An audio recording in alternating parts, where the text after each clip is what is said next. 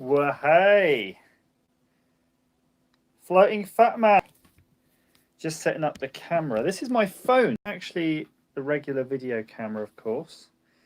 Now, I don't know, you might be able to tell me, is whether or not I'm going to do a little test. I can't see anything because it's obviously just, I think this should be in frame. All I see is the back of my phone. But I want to do a quick test, and I'll run around and ask you on the screen in a moment. But when I talk, you can hear me now, but if I do this, can you hear that? I want to know if the voice is coming through my Bluetooth headset or if you're hearing me on the phone. That would be super useful. So, did it come through the headset or through the phone? I might just turn off this light. I think it's not got a good effect there. You didn't hear any scraping. Okay. So what that might mean is I'm going to go into the Discord chat room, again, using my phone. I appreciate this is asking a lot of a little phone, but let's see if it can do it, because that way I'll have some way to...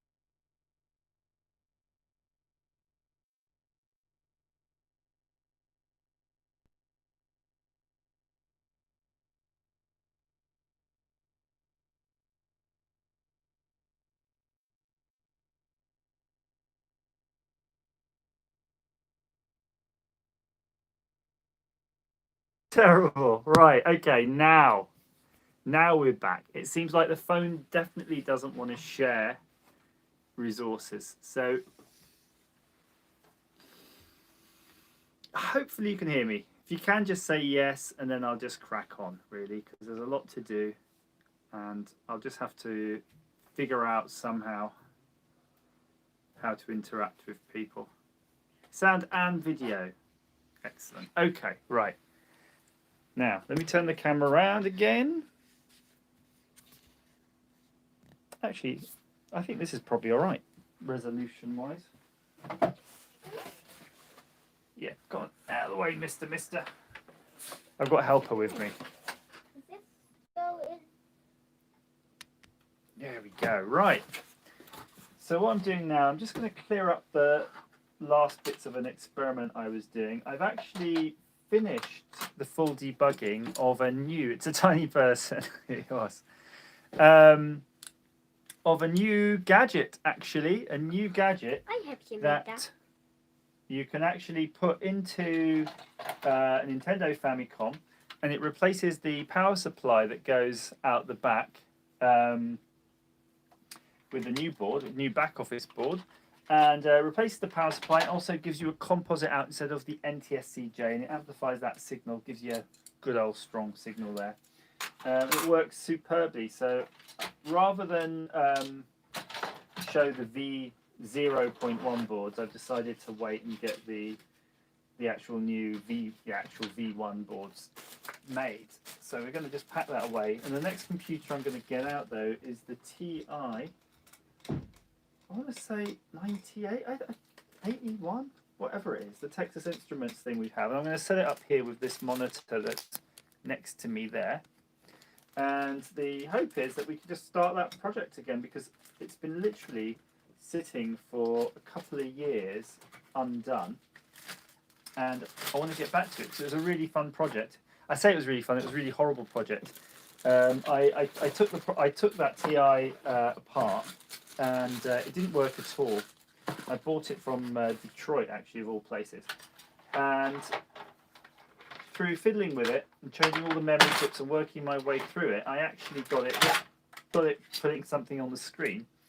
And as part of that process, I'd also made a modification for it to show you how to use it with a power supply, because they've got a weird power supply requirement, and if you don't have one of those power supplies, you're stuffed. So I'd done all that work to it, and then the one right at the end, the keyboard just seemed to stop working, and that was it. That was that. So I'm going to set up here so we can really have a look at that. I'm going to keep the camera at this angle and then maybe do the overhead view once we get into it. So I think that's all of me Nintendo. So I've got me Famicom box now. I'll put that away. I'll just have a quick tidy up, the quickest of tidy ups here, and then we'll just get onto it. But I would say though, if you have got a Famicom and you do have an interest potentially in one of those boards, let me know, because I don't know how much of anything I'm going to make anymore if I'm going to make quantities of stuff, because it's really a massive tax on my time. I do like it because it supports the channel, but crikey, it takes up a lot of time. So I really want to get some numbers of people first before going out. There's a lot of opportunities here for me to waste a lot of time, because it's all through hole. I thought hobbyists would like through hole, but I forgot how much of a chore it is to solve the through hole stuff like that. Right, we're almost there. So many projects, and something that's a little bit disappointing. I had several things to show you. In fact, let me go get them. I'm waiting for parts for these too. So if you remember the joysticks that we printed, this is the new, where's the camera? New version 2 of the shell, and you can see it fits really well. And people are worried about the sharp edges, saying these were sharp edges. They really aren't when you're holding it. They're absolutely fine. So I printed the second one up as well. They're actually really nice. So I've got the knobs. I'm waiting for buttons to come in and some cable sets so that we can actually just wire them up. And I don't know what to do with them. I kind of like the idea of making these like an Airfix kit. So basically, it's just a kit of parts with the shells, and you have to go through and I think I'm even going to let people finish the shell themselves. I'm just finding that tool. Here we go.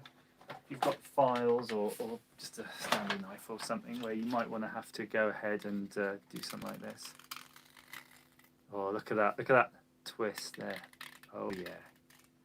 Little pig's tail. Then you just rub that along, and it feels real good, you know. This, of course, is the V1. So if you imagine like how the V1 was, where it's just two halves that are not interlocking, they're just literally just two halves that just go together. Then I went through and made the design a lot more sophisticated in the next version as well. So made it a bit deeper. Well, yeah, Winsome hacks. I think they are, especially these new ones. I mean, these are incredibly rigid. You can actually see that there's no flex in them at all, because I've made them. I've designed them to be totally interlocking now, so there's no movement at all on them. And I don't know.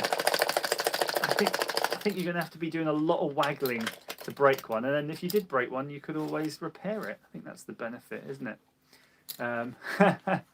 Kevin, I think the reamers are the best thing in the world. You know what? I've started using it all the time, and I was using it yesterday night on PCBs, because I had some. I'm trying to find an example. Here's a good example. So this, no, it's a bad one because it hasn't any holes. But you know, when you have a PCB and you've got like a hole in it, you can put, sometimes you just ream the hole out or chamfer it. You can just put that in and go, you know, spin it around. Electrons needed. Thank you very much.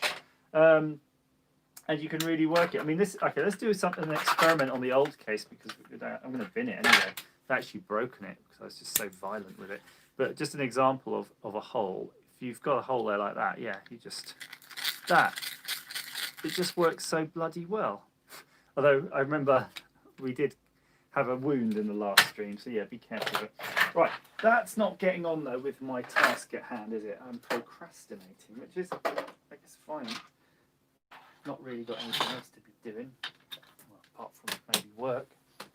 There's always that to do.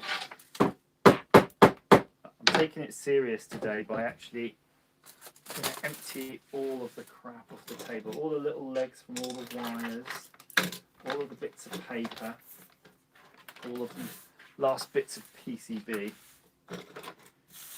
There's something weird about bench designs because all of this stuff falls up to the back of your bench where it's the least accessible, and it's the stuff that you always want to bin.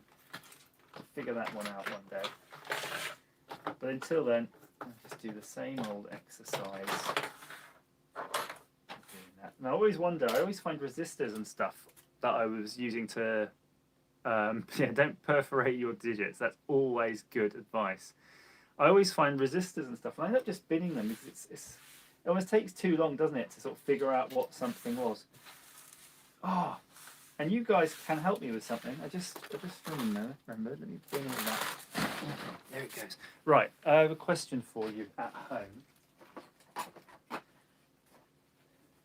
So on my new amplifier board here, you see there's actually one of those SOT, is it SOT 23 heat sinks, and there's a hole. What I don't know is what's a good nut and a bolt to go in one of those. You just need nuts and bolts. Right, that's nice and clear now. Oh, just a sneaky peeky of something that's coming up in a future video, by the way. This is an AI vision sensor, and apparently between this and a Raspberry Pi or your computer you can create your own autonomous type robot. So I've got another secret project for that. You'll really like it. Right, grabbing the TI. It's out of camera, out of shot, so bear with me. I'm just moving around a lot of boxes. Oh, some boxes are actually holding up the table, unfortunately. It might be a bit of a calamity if it goes wrong.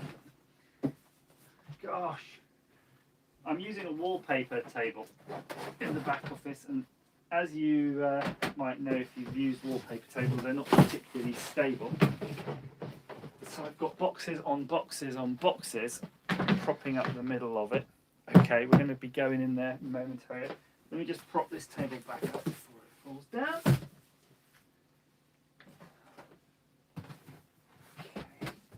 Ah, the Sugon T26 box. That's probably a good height. That'll give it a good inch. Oh, this is painful. All right, leave it, whatever. Okay. So this is my box of Texas Instruments stuff. Put it down here. Oh, okay. Well, you can join me on this one. I can turn the camera around. Pure well. We've been chatting tonight already, though. So.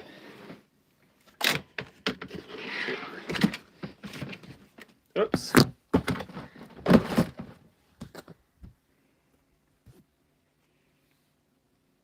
Win some hacks, yeah, hopefully. No, it didn't go floating fountain. I just put the phone down. I've made a special mount for it, by the way. Look at this. It's got a magnet on it. That's how sophisticated we are. So, this is the most recent one I've got, the 99. That's it, TI 99 4A, and it says this one's a bad display. This item does not work.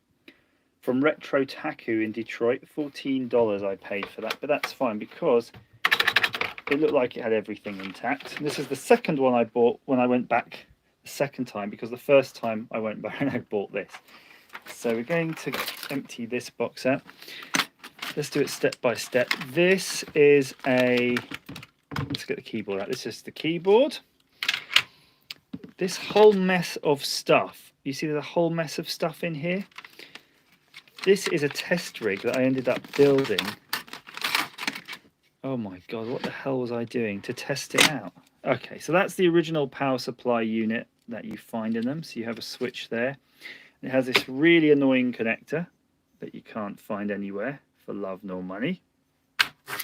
So what I did was I've replaced this with other tech. We'll be seeing now the tech momentarily. So this is a test rig that I used because I needed the power supply for this, because I was seemingly running out of power supplies. That's the main board. That's all been wrapped up and put away. And then in the bag is just a bunch of old ICs and leftover detritus. So I'm going to put the camera back on the stand. Whoa, look at that. You can go in a bit closer while I set up. Oh no, what have I done? It can't go any lower, Captain. Hang on. We have to use the power of magnets. Yeah, that worked.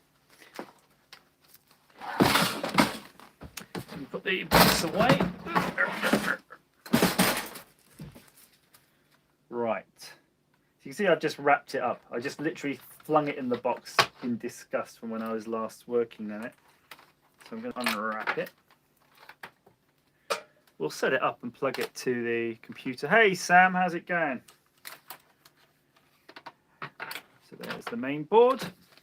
There's like a massive ream of documentation about this here. I did start getting deep into the documentation. And you can see here various vestigial parts of a power supply. And somewhere among all of this, hopefully, there's a fan. So this is my testing rig here. And somewhere in that box, I actually made a replacement for the power supply board I showed you earlier to live in here. And it still used the actual standard TI switch. And instead of having that crazy plug on the back, it actually had a normal power socket. And that was pretty cool. We don't need this for now. So once you start getting in deep into testing, you end up with like things like this because you become unsure. You're like, is it a power supply issue? So then you start getting a more robust power supply, start building stuff more. I can see here we needed a negative voltage rail on here, so I obviously made a negative voltage rail at some point. I'm just going to lay it out, and then I'll step you through the various components. In fact, we can do this by moving the camera. But that's pretty much general repair of it. I'll plug this in. All right, that's on. Okay, scary. Didn't realise that was powered up. This is a like open power supply. Literally, it's scary as hell. Like you could get your fingers in here and electrocute yourself. No on-off switch, nothing. It's literally the worst thing I've ever seen. Okay, that's the fan just about working. I'll pop the fan on there because there's some chips here that get very hot. Right, so let's have a look a bit closer at here. I'll step you through it. I'm a little bit rusty, but it's fine. I'll try to show you what I did. So these are the video RAM chips, and that was the initial problem. There was some corrupt screen graphics. So I went through and I changed some of them, and to be honest with you, it wasn't working very well, so I ended up changing all of them. It was quite fun, by the way, because if you had a video RAM that wasn't working, you could actually piggyback it off the other chips. And, oh, McBeam, what's awful to hear. Sorry for your loss, I really am. So if you piggyback the memory chips, you can eventually get it to get a good picture, and then that tells you which chip is dead, so you go through it and get rid of that. And then here, if I some sort of binary decimal code, something like that. But what this does, this is part of the keyboard matrix system, which goes on this now bent header. In fact, let me unplug this. We don't need it on. We might short something out. And what it does, it basically scans. So every time this custom chip pulses this device, it scans through the keyboard, reading the keyboard. Yeah, really, it is awful news, McBeam. It's one of those things. I really don't know what to say when I hear bad news anymore. It's just terrible. Oh, crikey. So I resocketed these chips, and I actually managed to find new TI custom chips to put back in here, and they didn't make any difference. It's probably not them. And just to show you, this Texas Instruments system is wonderful, actually. It's a real interesting device, and I'll show you why. You've got some of the documentation here. There's a lot of information about it, and what's really cool is that it's a bit like an MSX. It's a real integrated system. The whole thing. All of these chips, like one's a graphics chip, one's a main CPU, one's a peripheral controller. It's all there, and they all work together in harmony. If you remember, Texas Instruments made Speak and Spell, And just, as it happens, I just turned over this page. Because of that board, for example, that I made for the Famicom, I built a new power supply. This caught my eye because it has all of those parts of a power supply that you would want. So look, you've got a full wave bridge rectifier coming in off the transformer. And then you're going through here, which is a 7812. Is that 12 volt? Is that giving you a positive 12 volts there? Power regulator. And then you're going through all of this stuff here. My word. It's cool. It's cool that you have documentation on it. And here is that keyboard matrix, of course, which I've been spending a lot of time with. So what I think I need to do, though, is plug this all back into a telly, because until we get it into the TV, and this TV itself has challenges. It's sometimes comes on, sometimes it doesn't. Let's see if this is one of those times. We won't really know what's going on. It's our only I/O at the moment, and fortunately, we did get a picture. The TV will work. It's got that thing. If the picture comes up when it boots, it's going to work. If you don't get anything at all, then it's not. So I've got my composite leads. Oh yeah, and that's a cool thing apparently, because apparently the American Texas Instruments TI-99 can output a different video standard. So you can run it with just a simple composite lead, but if you have a European one, they don't work so well. You can't plug them into a modern telly. I'm guessing it's because maybe the European ones came with RF output. But that's fine. Okay, we're back again. So I've got no zoom on this, so you're going to have to bear with me when I'm playing with all these things. But yeah, give us a sec. Just going to plug this in. Hopefully it won't go boom. Ho ho ho! Look at that bad boy. Look at that bad boy. So I can work on this picture in gel bars later now that I'm an expert in video signal, it seems, with my recent experiences with that Famicom thing. So what I'm doing, and I'm going to show you actually, because there's nothing to see on the screen until I'm done. Turn this down. There we go. So I'm trying to get this is a Manfrotto Tripod. It's expecting a camera that weighs like 2 kilos on it. So there's the keyboard. I'm guessing it plugged in that way because that would have been the cartridge slot here. So that's fine. So let's knock this off. I'm playing it safe, you see, by knocking it off each time. I want to get this power supply out of the way, ideally. So I've got a piece of cork. Let's put some cork on here. Let's put this up. We'll elevate it. That's that. And then we're going to put this keyboard in, despite the bent pins. Now, one of the reasons, though, I haven't yoinked the other TI apart is that there was a lot of metal work on this. Before you actually can do anything, you have to take away loads and loads and loads and loads of shielding, like an unbelievable amount of shielding. It's so much that you don't know where it's all going to go when you go back. So I've avoided that. So I'd really like just to fix this one. And I want to show you something a bit up close, if I may. This is really interesting, something you don't see every day. Do you see these white things all over the board, these white things here? Go on, see if you can have a guess what those white things are while I plug this all in. So we're all back again. Press any key. Yeah, any key's not working, I'm afraid. But yeah, see if you can. Oh, it's a bus bar. It is a bus bar. Win some hacks, yeah. I don't know why you'd assume that anything I have isn't total shite.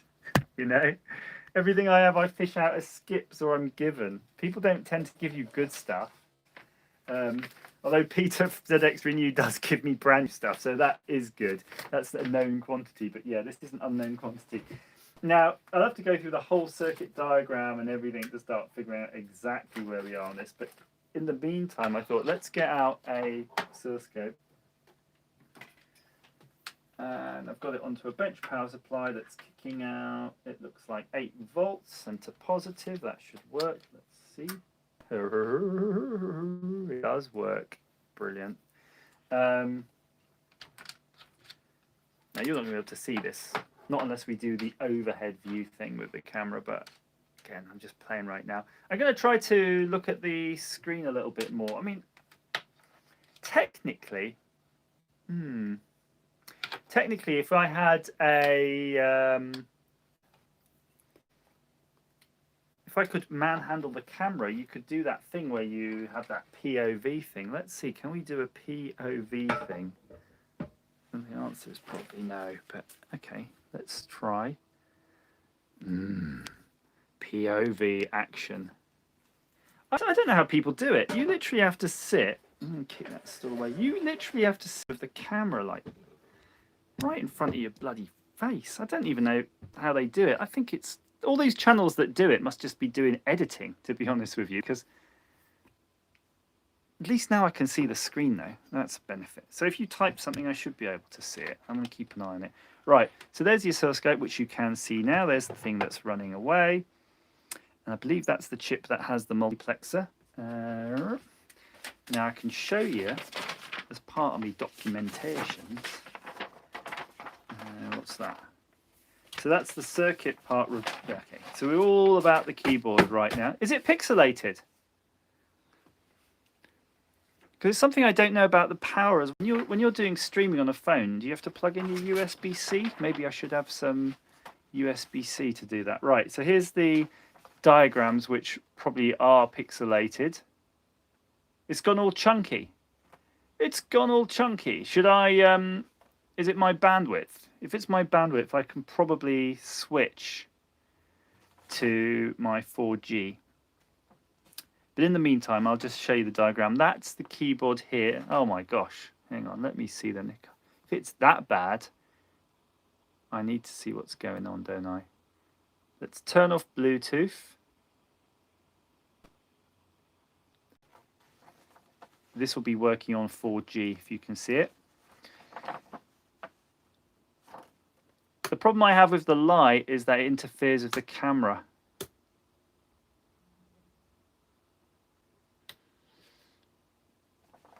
Oh, it sucks balls. Okay. So we have here the keyboard interface, and you can see the joystick is actually tapped off the keyboard matrix, which is pretty cool. You have all these inline resistors, and then they're all just going off to a mystery device. But you can actually see it here. The thing that's doing the multiplexing is this chip here, which is 74LS156, which we can see is this bad boy here. And that lives right there. It's one of those chips that I've probably replaced from the look of it. So I'm going to work out a good place to get an earth, and we can start probing it. So tell me, are we any less or more pixelated than we were? And I think we've got some good potential ground points here. If I can just nip it on the edge. That still gives me just enough reach. And then we'll put the meter here. I'm just going to shove it in. Okay, so, freaking myself out hitting that fan. It's good now. Okay, great. Now I can get back to it. So I'm just going to hook this earth clip on again, which scarily popped off. This is the way you're going to short something and really break something. Floating Fat Man, I don't know. I'm going to have to just do something with computers and more technology. Mobile phone technology clearly isn't the best way of doing these things. I'm just looking around to see if there's some wire or something I can solder a ground wire land to this so we don't keep doing that, but sod it. We'll try one more time. I'm looking for a component that's connected to ground so we can just tap off that, be a bit more reliable. That one, the diode here. Okay, we are on the diode. So let's look at the screen. We don't have a zoom. Okay. It's okay, but I mean, if I turn the light on, what happens? Does it start really freaking out?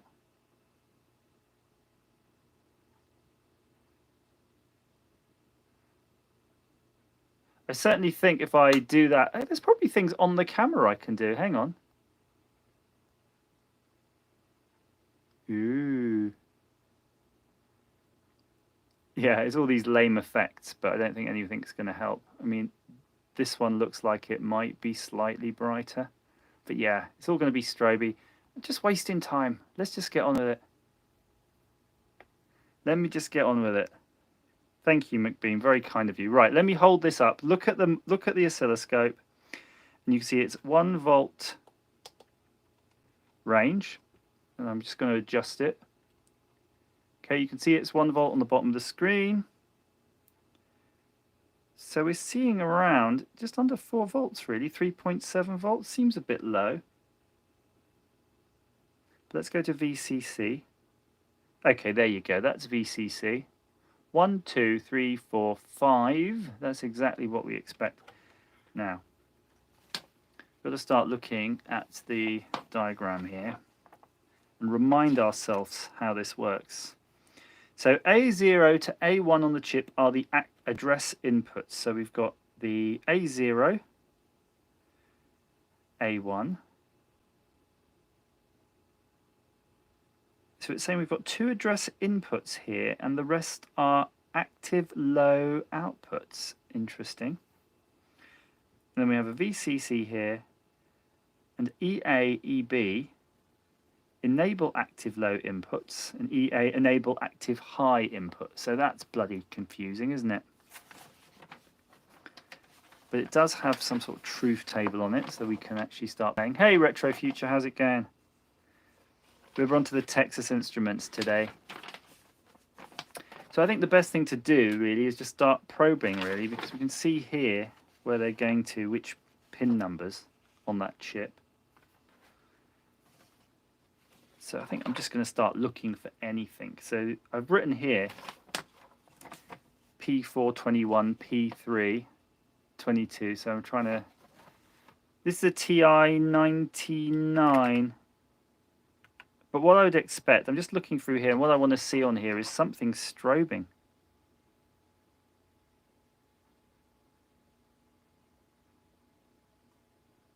Yeah, so far nothing is. I'm seeing a few highs.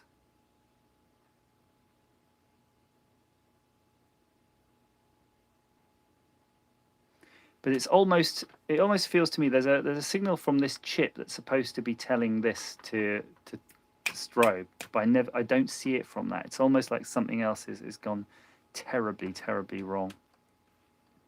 I'm just going to randomly probe some stuff on the board just to make sure that my meter's working. Oh, that really corrupted the screen. So on the screen next to me, it's going mental. I've basically corrupted the graphics display. But you can see there is activity. This is one of the custom chips. You can see there's definitely activity there. So when we're looking at this one, it's doing nothing. It's really suspicious. I'm just going to power cycle it. Hopefully the screen will be good. The screen is good, yes. And I do recall once short-circuiting some of the inputs here, and there's an interrupt this generates as well at the same time. If you short-circuit the interrupt on the chip, it actually goes to the next screen. It's as if you did press any key, if you get me, right? It actually does do that. So the question is, do we cut our losses on this guy and just work on the other one? I know it's a lot of metal work and messing around, but if the other one just needs a keyboard and this keyboard's working, then it could be the fix. Alternatively, it might just be exactly the same problem as this bloody thing, and we'll just end up with 2 imparts and no solution. Nope.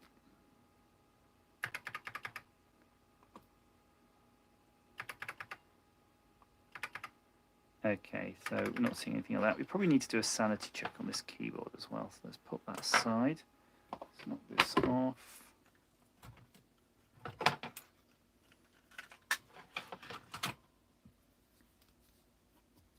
Hey Elliot, though, yeah, nice one, mate. How's it going anyway? Getting through the COVIDs, hopefully. Keeping it real. Right, so we've got this on continuity. I'm not sure how this is addressed. Well, we do have that thing on the keyboard somewhere. Let's have a look here. So we have the pins here. So let's see what button is easy to get hold of. So we've got an easy button in this top, which is 1. Let's see, how would we activate 1 on the keyboard? 1 has an alpha lock on it. So 1, you'd expect a signal between pin 1, 2, 3, 4, 5, 6, pin 7, yeah, which is interrupt 7, it's marked as. And pin 7, and next one, pin 8. Right, so pin 7 and pin 8. So if I push 1 whilst holding this on pin 7 and 8, we should be able to hear something. So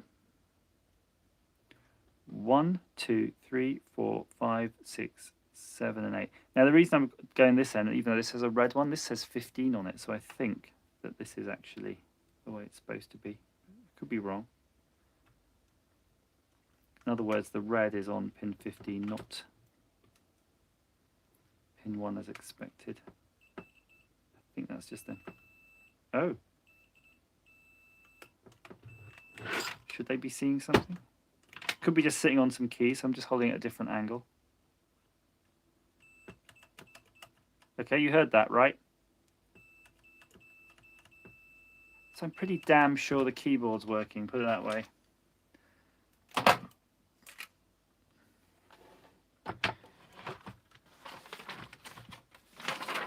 So let's just figure out going back to the chip. So yeah, I already replaced it, McBeam. I already replaced that. I actually replaced the chip itself and the TI chip further along. Just check I'm not going to short anything. That calls it. And let's see which chip that was. I'm sure it was one of this. Is it this 9901? I think it's this chip actually. I think this chip was responsible for calling it. I think I replaced it. You can see I've socketed both of these. I might have replaced both of them. And they're really hard to bloody get as well. Right, let's put this back on.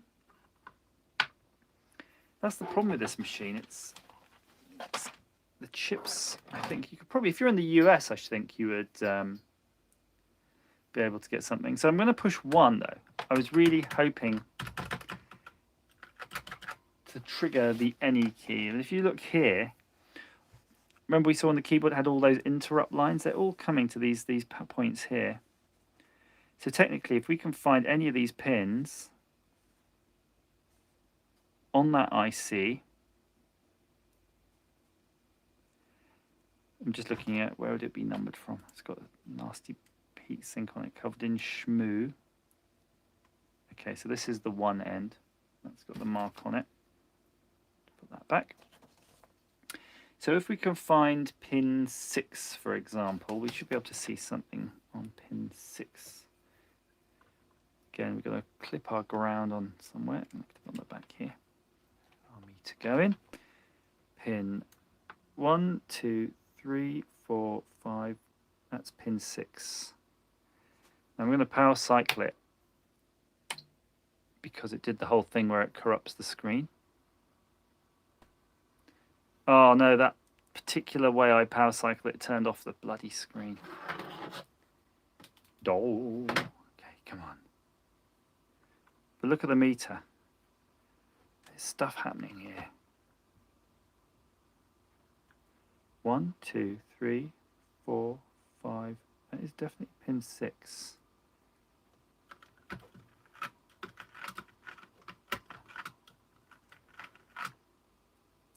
Again, power cycling it because it's corrupted. Yeah. Now, there's always a good chance I've got the wrong chip. It could be this one. So let's try this one's pin 6 as well. 1, 2, 3, 4, 5, 6. That would be pin 6. You can see it's being held at 5, and this is active low.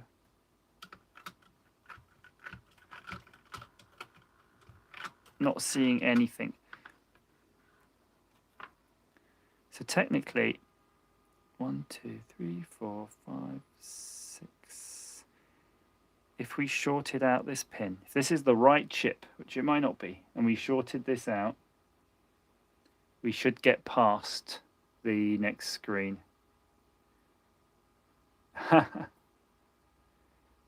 I have the oscilloscope cartridge for the Game Boy. That's twice I've been asked this week about that. What's going on about it? Has someone made a new one or something, or is it just I've got the original Elector one?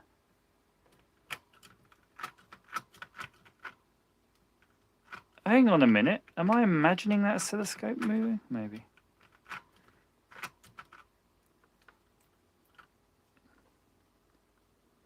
I'm going to pull this chip. Let's see what happens when we pull this chip. Let's knock this off. We'll just drive it manually there. There was a little bit of a beep then, actually. The screen gave a little beep. Oh, so loose. This has been in and out a few times. There we go. So there we go. The 74LS15N. Well, you'll probably see it in one of my videos, if it wasn't there. I definitely did a video about it somewhat recently. I'm trying to think exactly. If you do see the video, I did one on a software-defined radio. It probably says Elector or something in the search if you search back office, or use the back office bot now in the Discord. 1, 2, 3, 4, 5, 6.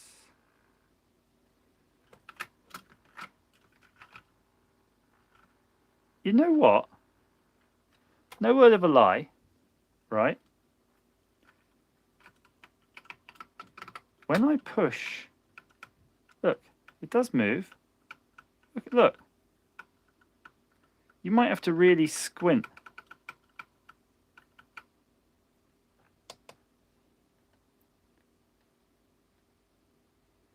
But if I change the scale,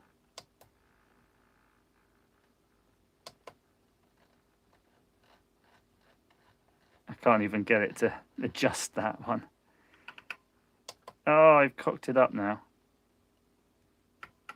Anyway, trust me, you might just be able to see that. It is moving when I push that. So something is getting there.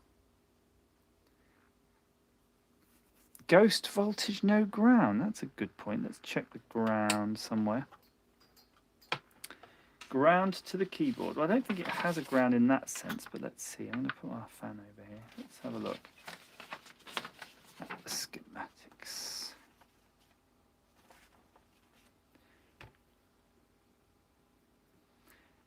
So we have the keyboards going through these 470 ohm resistors, and then they're getting pulled up via 10K. So there's a potential divider going there. So they've got a weak pull up. Okay, so yeah, if that is the chip, indeed. I mean, why can't I tell if this is the chip? TMS 9, oh, this is it, 9901. This is the chip. That is the correct chip. Good, so we're not dicking around with the wrong chip. That's a good thing. But also what we should be seeing is from pins 21, 22, and 26 from the chip, it should be twiddling the strobe on that multiplexer, right? So we know there's a multiplexer. And you can see it's messing around with pins 1, 13, 3, and 15. So we know that pins 1, 13, 3, and 15 on this guy should be doing something. So where's our ground point here? I might just have to solder on a ground. This is ridiculous. Right, so what should I say? So I'm going to hold that on pin 1 for now. So pin 1. We're not seeing anything, so that's coming off. That's on the D1C. D1C. D1C. So that's going to pin 1 here, which is this EA thing, which is enable active high inputs, and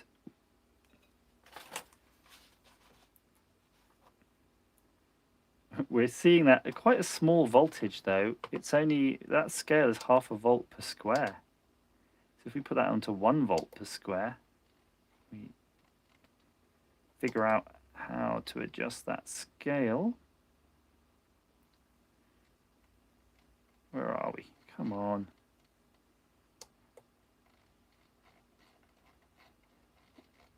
There we go. Bloody hell. Sorry, there we go. Right, now we finally got it on scale. So you can see, let's see what we've got.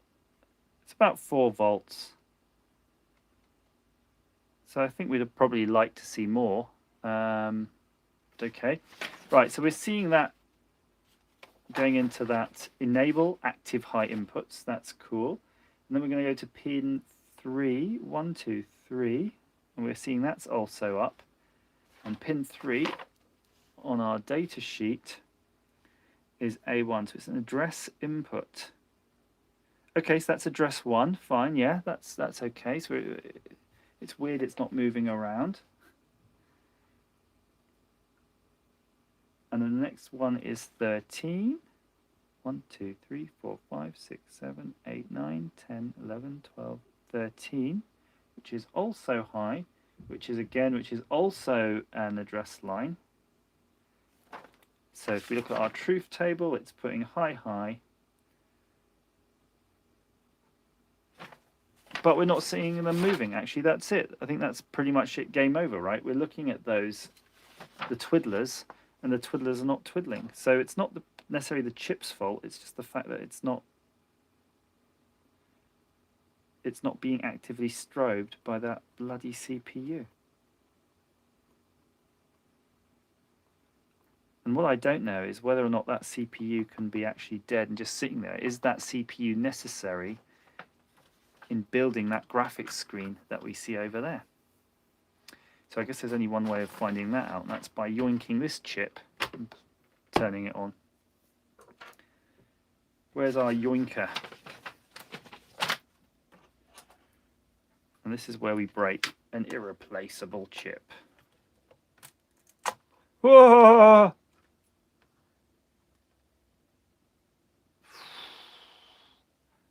Okay, we're all right. We're good. We's good. Plugging it back in. Okay. Interestingly, it's blank screen, but we can hear it, so something is going on. So it makes me feel that at least this chip is doing something. Whether or not it has an active part of boot, I don't know. I really don't know what it's responsible for. This is dangerous, kind of inserting at arm's length. I can't even see if the pins are aligned, but I hope that's okay. But we do know at least where we're looking for on our probe, so I'm going to put our probe back here. On the pin 3, I think was the most interesting one. Let's keep an eye on that on the scope. Bang, it just starts up high. Okay, I'm going to do another experiment that's probably going to be a bit more interesting for you guys at home. And I'm going to turn the phone onto the screen so you can see that right there. And I'm going to get a little bit of wire from somewhere. A bit of Kynar, I think. Yeah, a bit of Kynar. And I'm going to short out that pin 6 that we saw. Just have to do this. I lost my Kynar strippers. They're hiding somewhere here. I've since taken to removing my waste paper bin from the side of the bench because too many things were falling in it and getting lost forever. Okay, it's about to happen. So keep your eyes on the screen. So I've got one end on the ground. I'm counting the pins. 1, 2, 3, 4, 5. And I can't see what's happening when I do it.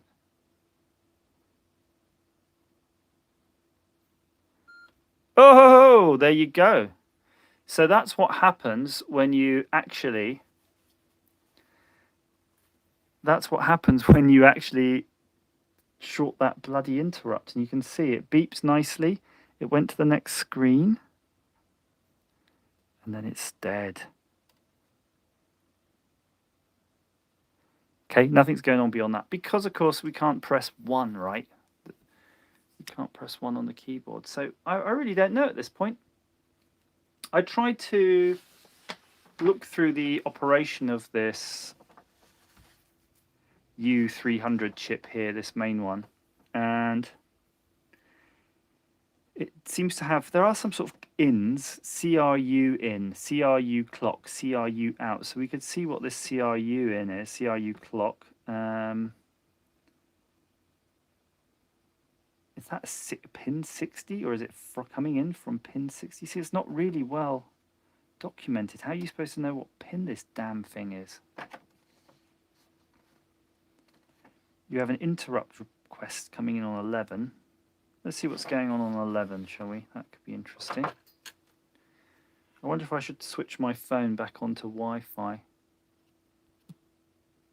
Oh, it is on Wi-Fi. Great. Must have just turned itself back on, thank gosh. Right, pin 11. 1, 2, 3, 4, 5, 6. Look, there's loads of stuff going on. 6, 7, 8, 9, 10, 11. So 11's supposed to be some sort of interrupt request, but we're not seeing anything flicker. Assuming it's, I would have just thought it'd be something from something on the system that would be needing polling. It just makes me wonder if maybe something else over here is not working. And that's pretty much where we got to last time. So I don't know if you know anybody who knows anything about these bloody TIs. We might be just getting to the point where we'd have to replace every single thing on this.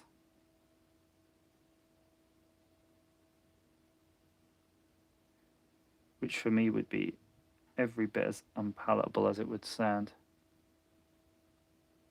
Have you checked those ohm friends? What's an ohm friend? What, you mean these resistors?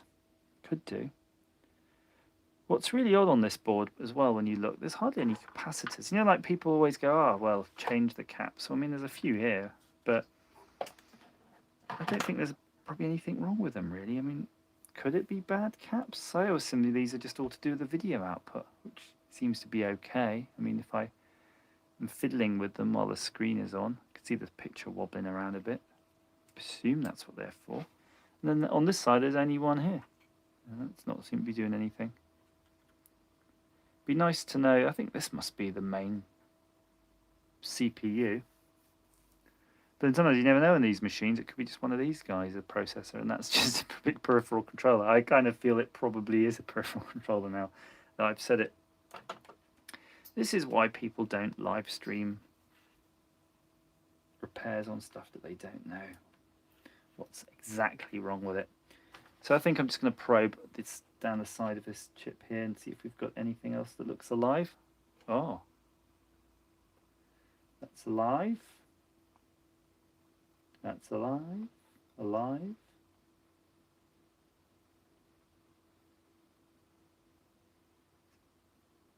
Look at that. We are seeing stuff going on. The picture on the screen is starting to look a bit messed up, but I think it could be just because of this chip's getting warm. If we put our fan against it. There we go.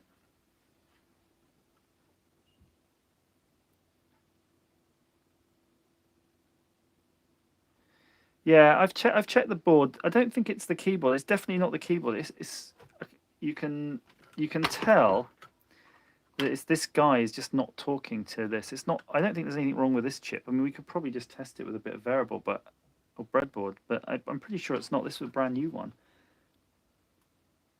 Let's have a look at the other side of the PCB, though. You never know. I'll just unplug the bits. Just turn it over. See if there's anything we could see. I remember this was like a year or two ago, just playing with this thing endlessly, doing the same thing, try to get some life out of it, coaxing some life out of it, nothing. Oh, and this is a nightmare. Look what they do. All of the chip components, they bend the legs over. So it makes removing all of this an absolute nightmare. You can imagine having to try to take these out and having to undo every single one. And of course, because everything's bent over, it's doubly suspicious. You think, oh, is it shorting? Is it shorting? Is it shorting? But there's nothing mega obvious on this side at all. I will just pull the whole circuit diagram, I guess, and we can start looking at some of those things. I mean, what else could be related to the keyboard? I mean, there's something here. But that's really, again, it's just another, it says PS on here, but it's also got a pull up going to the keyboard, but it's just probably just another input. It would be great if there was just like a transistor or some junk in here that you think you could just try replacing. Let's see, you've got the joystick port here as a couple of transistors.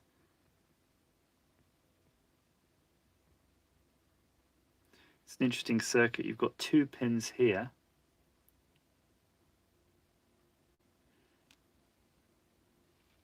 Your test worked, moved backwards towards the keyboard. Well, yeah, I mean, that's the problem. That's the problem, ZX3 New.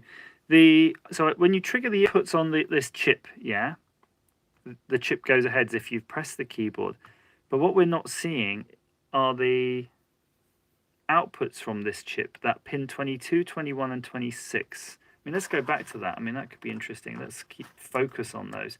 Those are definitely the guys that will make the difference in this.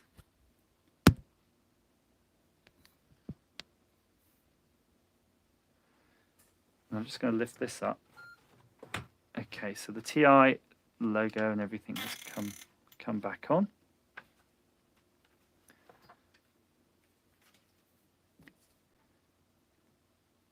Okay, clip off again. So let's look specifically at those pins again. 21, 22, and 26.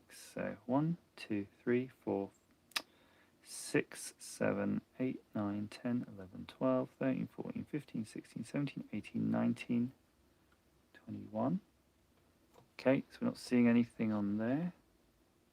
Just high. 21, 22, high. 23, 24, 25, 26, high.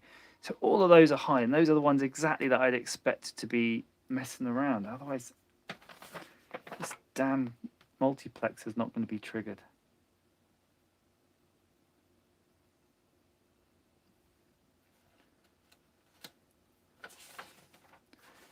So if you see what it's doing, you see it's messing around. In fact, interesting thing on that pin 2, is there? Pin 2 should be pulled to ground, basically, pin 2. But yeah, there's not the. It should be messing around with the combination of A1, A0, and this EA. Those 3 together will be messing around with this truth table, and we know that the pin 2. Is that the EA active high pin? Anyway, one of those pins is pulled to ground, which is probably this guy here. It's to be manipulating those combinations just to get these outputs to twiddle, but that's not. We're not seeing anything.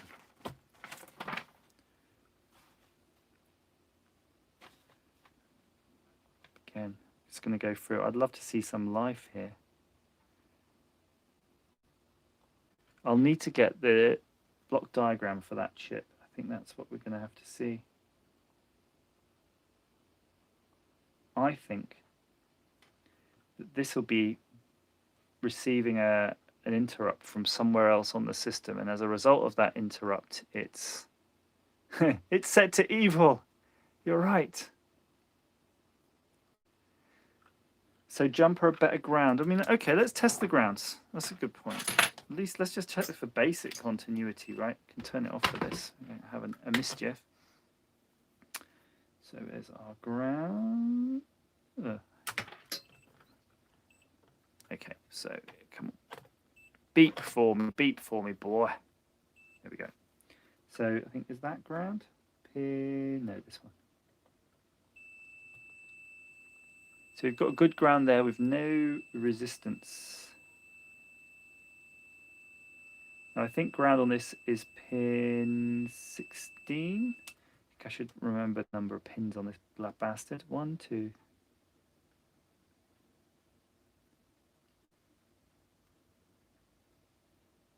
Yeah, there you go.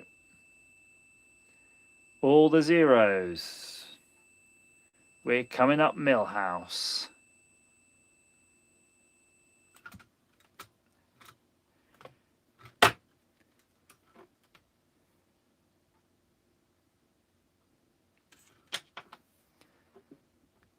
No, I think it's let your fingers do the walking time. Really, I think we'll have to just go back. I'm looking at these. These are socketed as well. I'm thinking, did I socket those? I'm feeling I didn't. I don't remember socketing those.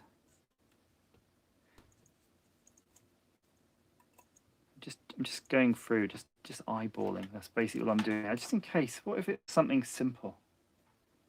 What if it was a damaged resistor, damaged transistor, something hanging off the board?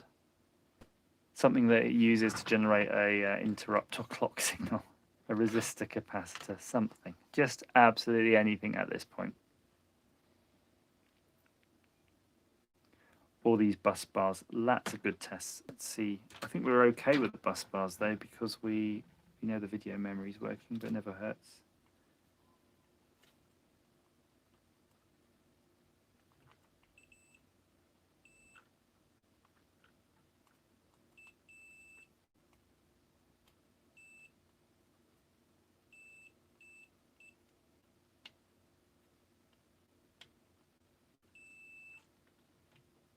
Probing, probing. Do do do do do do. Do. No, well, I think the only other thing to do. Oh yeah, Critter Hunter. I wish, I don't know why. I used to just at work be using the thermal camera all the time, and if you didn't have thermal camera, you could always use that freezing spray, and it sprayed everything. Oh, Kevin, you'd have had it at 79 though, wouldn't you? So look at this thing. This is just fantastic. If you just sit, I might just make this my bedtime reading. It really just tells you everything, how this thing works. But that is the system block diagram. So let's start at the beginning and work our way through the story, children. But look, you've got your clock driver here at 48 megahertz. This bad boy. Yeah, but Floating Fat Man, it'll go for more than that, won't it? So that's the main processor. This is our keyboard. Look, it's the TMS 9901 input-output controller. That's what we're playing with.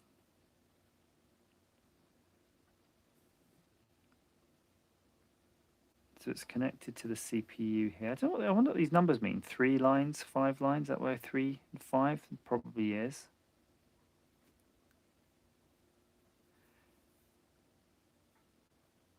So everything's being driven from this guy, this clock circuit. And it shows these timing and control logic, just going through just various things here. But it is an interesting system, right? You can see it's a proper one. And look down here, which is really cool. So if you have some sort of plugged-in modules here, synthetic speech module, ROM or RAM expansion, dual port RS-232 peripherals. They had it all. This would have been a really good machine. We've never had it in the UK. Oh, cool. Remember we were asking about this. Here we go. The CRU in, CRU clock. The CRU clock indicates a CPU write operation. CRU data in data line to the home computer.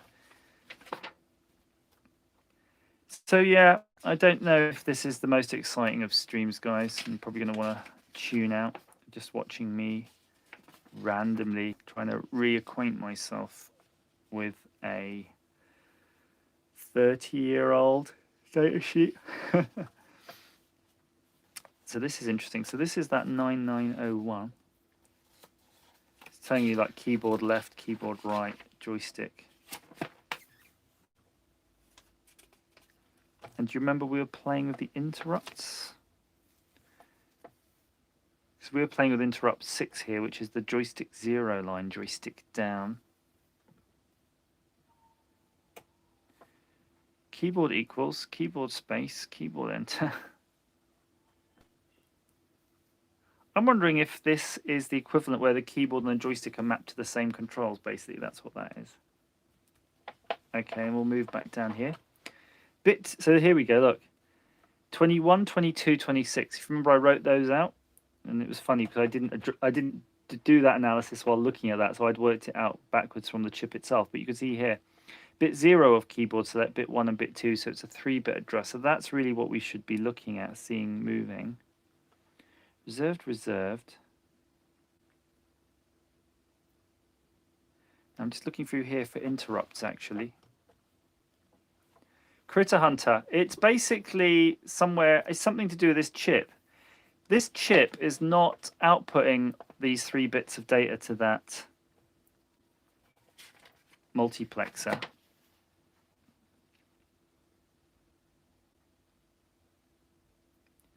And in fact, if I'm not mistaken,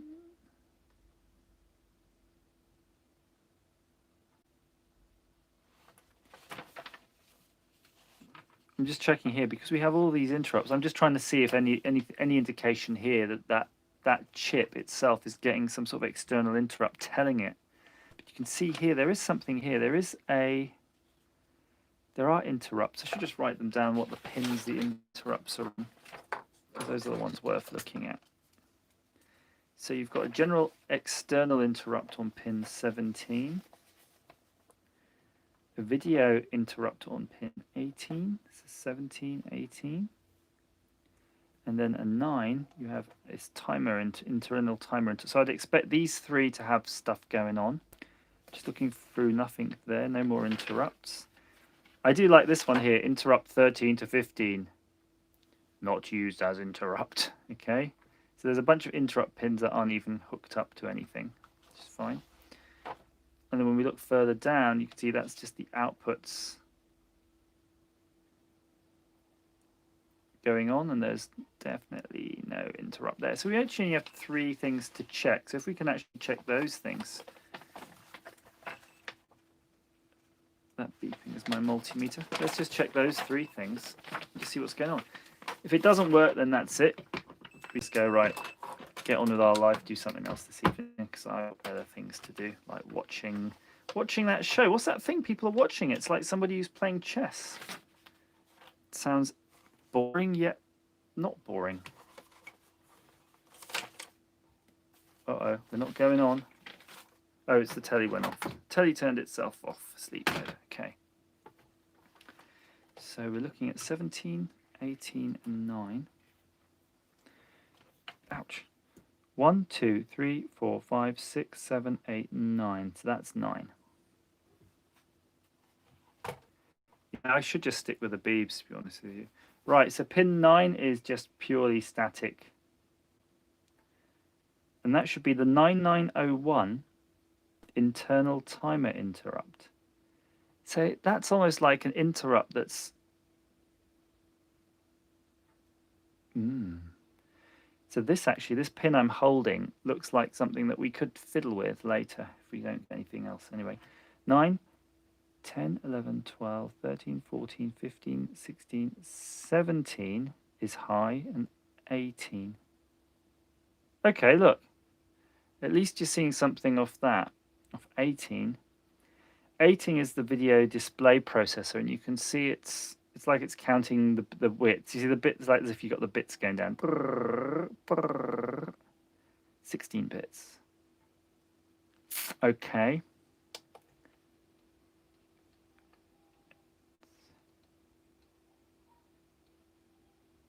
There it is there. You might see it a bit bigger.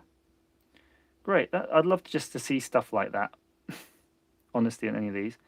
So that's 18. So we'll go back again. 17. So 18, you got stuff going on. 17, nada.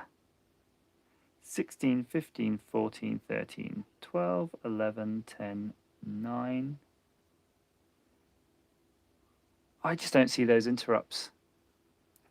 I suspect we really just need to, I'm going to have a look to see what's supposed to be generating this 9901 internal interrupt.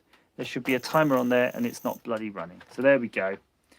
Right, I think we've wasted enough of our evenings. I've wasted enough of your time on this stream, but you know, here you go. At least you get to see that the Texas Instruments home computer boot screen. Bloody shame though. Anyway.